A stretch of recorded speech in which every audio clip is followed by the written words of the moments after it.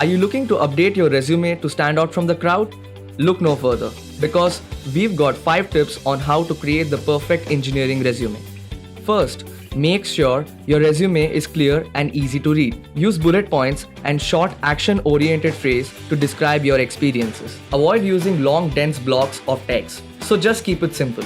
Second, include your qualification, relevant technical skills, internships, work experience, and projects. Third, when it comes to your technical skills, be specific. Instead of just listing programming, specify the specific programming languages you have experience with. This will help you with potential employers get a better sense of your expertise. Fourth, in the work experience section, highlight your unique qualities by relating it with your skills and successes. Also make sure to include your responsibilities and accomplishments. Finally, don't forget to include your internships, any relevant certifications and projects. By following these guidelines, you will be able to create an engineering resume that effectively showcases your experiences and skills and helps you to stand out as a strong candidate. Thanks for watching.